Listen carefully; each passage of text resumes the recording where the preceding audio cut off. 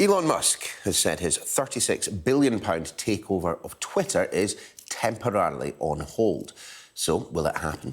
Some have accused him of not being entirely serious about the bid from the start. Well, let's get the latest from social media expert Matt Navarra. Matt, great to see you this morning. Look, let's start with the practicalities of it. What exactly is it that Elon Musk is complaining about at the moment as regards bot accounts on Twitter? Why is this a sticking point?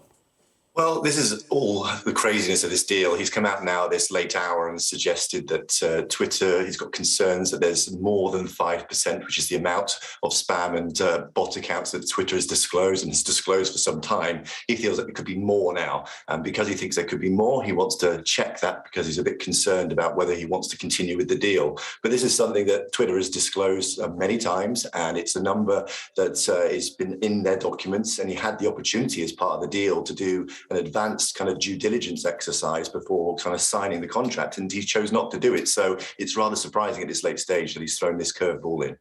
Rather surprising. I'm wondering if euphemistically you are perhaps suggesting that he might not have been entirely serious about this from the get-go. Certainly, there are a lot of people who are coming to that conclusion.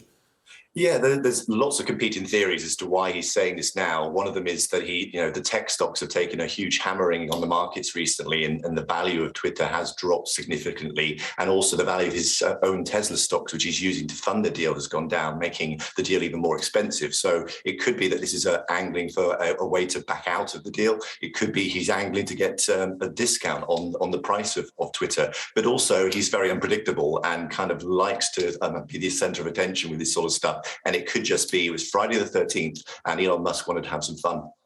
Yeah, there is that. Of course, Elon Musk has been talking an awful lot about Donald Trump recently. Donald Trump has been talking about Elon Musk. He makes the point, and you've got to say, Donald Trump does know a thing or two about large sums of money. He makes the point that, from his perspective, Twitter was overpriced. I mean, is there perhaps some truth in that? Possibly.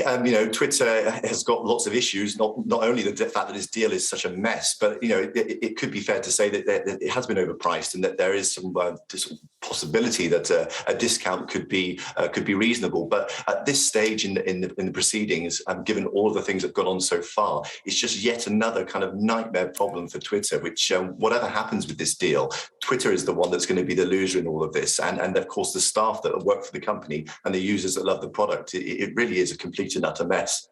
Yeah, just on that point then, is perhaps the reason this deal has stalled something rather more prosaic, rather more straightforward, in fact, actually, for all his hopes of turning it into some kind of free speech utopia, the practicalities surrounding doing that would almost make it impossible?